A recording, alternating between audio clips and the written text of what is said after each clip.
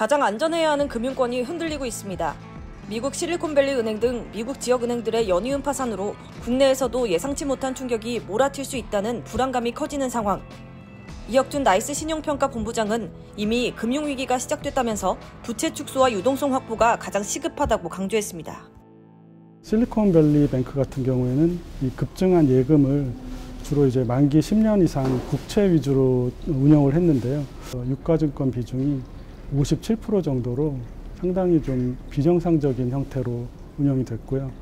이러한 상황에서 이제 그 연준이 기준금리를 빠르게 오르면서 시중금리가 급등을 하게 되니까 이 보유하고 있는 채권에서 대규모 평가 손실이 났습니다.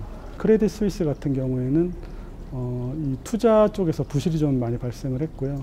2021년에 그 그린실 캐피탈 투자 실패 사건도 있었고 2022년에는 아케고스 캐피탈 투자 건에서도 상당히 좀 큰 금액의 손실이 나면서 이제 누적 손실이 쌓이면서 이제 고객들의 신뢰가 좀 많이 낮아진 상태였고, 그리고 연례 보고서에서 재무회계상으로 문제가 있다는 발표도 있었던 차에 또 일대 주주가 뭐 추가로 자금 지원도 할 수 없다는 얘기를 하니까 이제 불안감이 더 높아지면서 이제 또 뱅크런이 확산이 되게 된 것이죠. 크레딧 이벤트가 계속 발생을 한다는 거는 어떤 의미에서는 이미 금융위기가 시작됐다고 보는 게 맞을 것 같고요. 은행에서 이런 일이 일어났다는 것이 좀 시사하는 바가 크거든요. 지금의 이러한 사태는 결국 거슬러 올라가면은 미국 연준이 공격적으로 기준금리를 올리는 과정에서 생긴 일이거든요.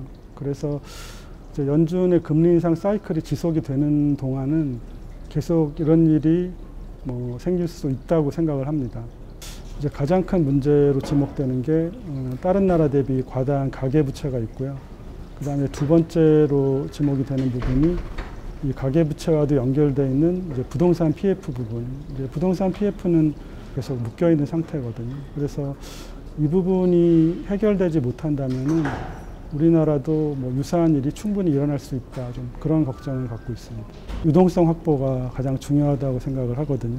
흑자 기업은 부도가 날 수 있지만 현금이 있는 기업은 부도가 나지 않는다. 이런 말이 있는데요. 아무리 뭐 장부상으로 이익이 나고 있는 기업이라도 유동성 확보에 실패한다면 언제든지 이제 디폴트가 날 수가 있고, 금융회사의 경우는 이제 유동성 관리에 각별하게 신경을 써야 되는 시기라고 생각을 합니다. 가급적이면 차입을 줄이는 게 우선이라고 생각이 되고요. 그리고 그 차입도 이제 자신의 소득을 감안을 해야 됩니다. 최근 1년 동안 금리가 급격하게 오르고 이제 크레딧 이벤트가 일어나면서 이제 레버리지가 과다한 것이 얼마나 위험한 것인가를 이제 기업이나 개인이나 많이 깨닫고 있는 상황이라고 생각을 합니다.